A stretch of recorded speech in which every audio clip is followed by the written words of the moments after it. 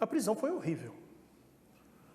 Se a proposta da prisão é ressocializar, ela faz tudo o contrário. Ela te inicia e te dá um diploma de pós-graduação para a criminalidade. Lá você faz os contatos, lá você aprende a fazer aquilo que você não sabia. Esses 4 anos e meio que eu tive no sistema penitenciário foi muito frustrantes, porque, como a gente escuta dizer que você vai para um lugar daquele para você se ressocializar, eu não vi nada que pudesse contribuir para uma ressocialização. Será que a gente está prendendo um número enorme de pessoas e isso está surtindo efeito de transformação? Ou a gente só está enchendo as prisões, gerando mais ódio nas pessoas?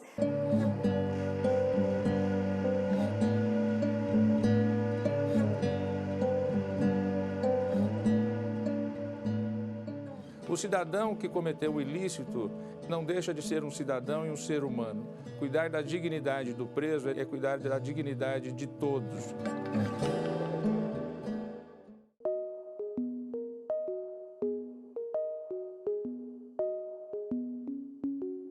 Nós começamos a discutir no CNJ a questão prisional como um todo.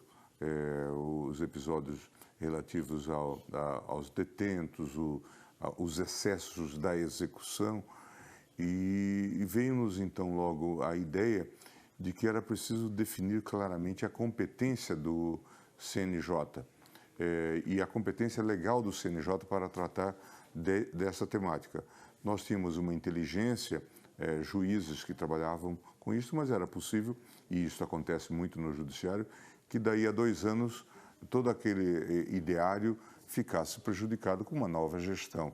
Então nós dissemos, essa competência que de forma geral está no CNJ, ela precisa ser explicitada. E daí ter vindo então a ideia de criar um departamento, definir legalmente a competência do Departamento de Monitoramento do Sistema Prisional, que já estava criado no plano infralegal, mas era preciso colocar no âmbito da lei. Quer dizer, a criação mesmo se deu em 2008, quando nós começamos a fazer todo esse trabalho dos mutirões carcerários, e a partir daí então se viu as mazelas, as condições péssimas que nós tínhamos nos presídios.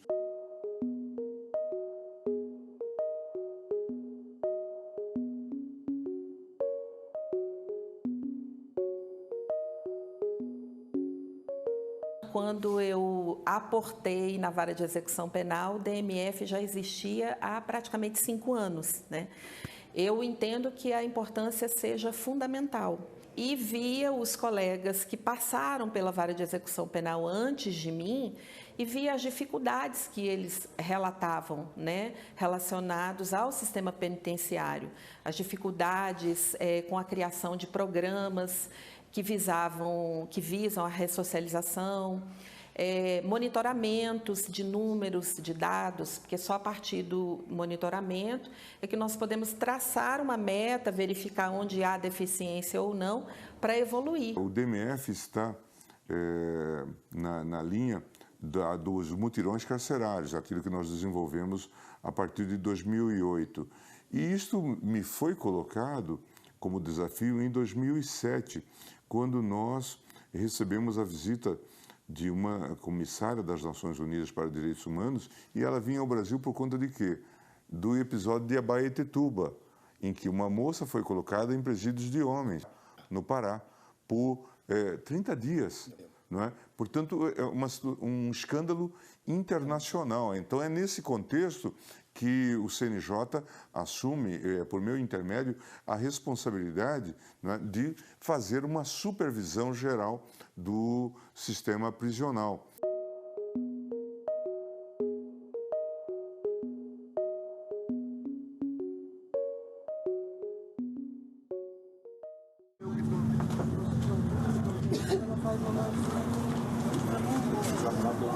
Quantas aqui dentro?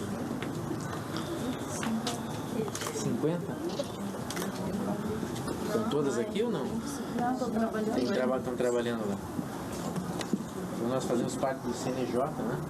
Já deve ter ouvido falar no mutirão carcerário. que significa o mutirão e qual é o nosso trabalho. Então nós dividimos o trabalho em duas frentes. A primeira delas são essas visitas que a gente vem fazer a todas as unidades do Estado, exatamente para ouvi-los, para saber quais são as reivindicações, para saber quais são os problemas que vocês enfrentam aqui, para saber as condições que vocês estão aqui, desde superlotação ou não, alimentação, saúde, tratamento que os agentes dispensam a vocês. E ao mesmo tempo, todos os processos de quem está condenado está sendo analisado lá por um grupo de juízes, promotores e advogados. Tem um local de trabalho com juízes do Estado, promotores do Estado e advogados do Estado. Quem eventualmente tiver direito a algum benefício, vai receber. Nas penitenciárias, sobretudo, nos presídios públicos, há um desrespeito, uma desconsideração tamanha à Constituição, a ponto de constituir mesmo esse Estado factual, esse Estado inconstitucional, ou seja, rotundamente inconstitucional de coisas.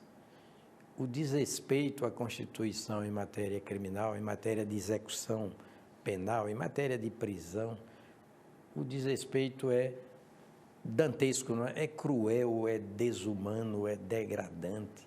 Basta pensar nas condições de aprisionamento, não é? dos apenados e ainda daqueles nem apenados, presos provisoriamente.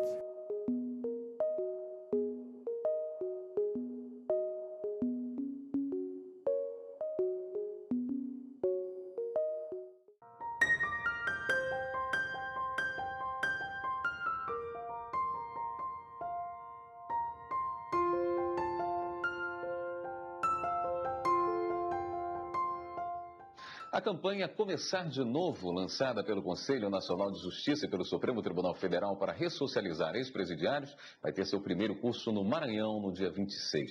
75 detentos do Complexo Penitenciário de Pedrinhas e da Casa de Aldegardos, em São Luís, serão beneficiados pelo programa Começar de Novo. E presos que cumprem pena em regime aberto ou semiaberto nas penitenciárias do Distrito Federal terão a oportunidade de trabalhar no Conselho Nacional de Justiça. Há um programa que foi criado no CNJ, que é o Começar de Novo. Até hoje, aqui nós temos, no Supremo, nós temos esse pacto com a Fundap, aqui a Fundação do Apenado aqui do Distrito Federal. E no meu gabinete nós temos 4 egressos do sistema prisional. Portanto, a ideia de que isso precisa seguir. O interno, quando ele fica só dentro da cela, se torna muito... Eu acho que ele se torna, assim, muito mais agressivo, é aquela coisa do estar junto, então qualquer coisa explode. E quando você trabalha, você passa o dia ali, voltado para o seu trabalho. Então você chega cansado, você toma um banho, você vai dormir, você lê um livro, né? Porque aqui a gente tem possibilidade da leitura, então a sua vida se torna mais fácil. Por quê? Porque você tem uma perspectiva de vida.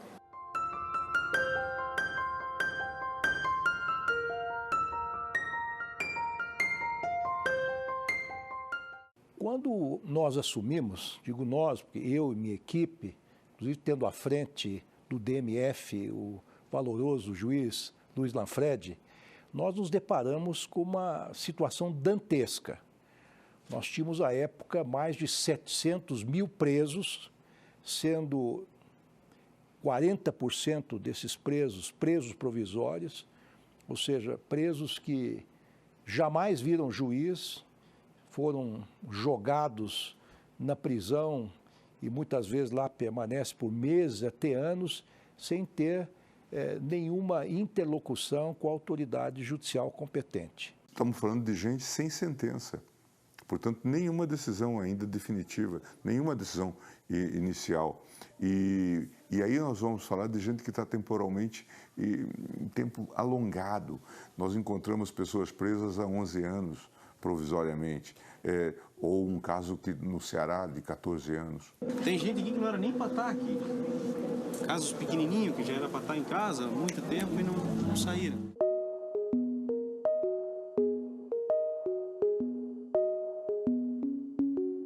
Decidimos criar as audiências de custódia. E como não tínhamos uma lei específica, baixamos uma resolução, mas com fundamento no Pacto de São José da Costa Rica, que é uma convenção internacional de direitos humanos que foi aprovada pelo Congresso Nacional, internalizada, portanto, é uma lei interna do país. Na época não existia audiência de custódia. O juiz poderia ter me ouvido, porque na delegacia eu não pude ser ouvido e só fui ouvido no dia da audiência, no Tribunal de Justiça. Fiquei 8 meses até ir à audiência.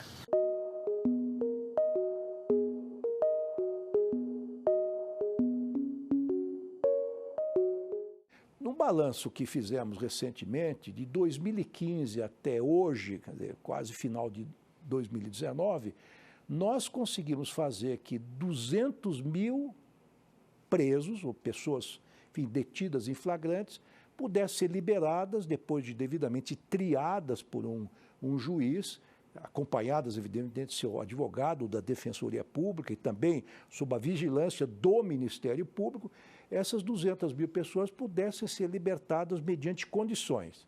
Condições ou uma prisão domiciliar, ou tornozeleira, ou compromisso de comparecimento periódico ao juízo. Enfim, num universo que hoje, de certa maneira, tem 800 mil presos, 200 mil presos que deixam de ingressar no sistema prisional, é um número realmente muito expressivo. Não só expressivo em termos, digamos assim, humanos, não é? Mas também até expressivo em termos econômicos, porque nós sabemos que um preso, em média, no Brasil como um todo, custa cerca de R$3.000 por mês para manter. Então, imaginemos a economia que esta medida trouxe para os cofres públicos de modo geral.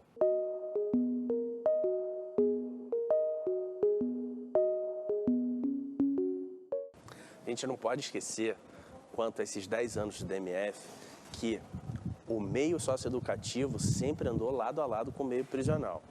Não só nesses 10 anos, antes mesmo da criação do DMF, a Comissão de Acesso à Justiça previu que se fomentasse a criação dos Centros Integrados de Atendimento à Criança e ao Adolescente. Em 2009, foi criado o DMF com a Lei 12.106 e desde a sua criação, houve a preocupação efetiva com o meio socioeducativo. Inclusive, no mesmo ano de 2009, foi apresentado o Cadastro Nacional de Adolescentes em Conflito com a Lei, o CNACL, muito importante para que soubesse o número de adolescentes e de jovens em conflito com a lei em todo o país. Em 2011 e 2012, a presença do Poder Judiciário na socioeducação foi sentida pelo projeto Justiça ao Jovem. Esse projeto permitiu que se fossem realizadas visitas em instituições de internação e em varas de infância e juventude por todo o país.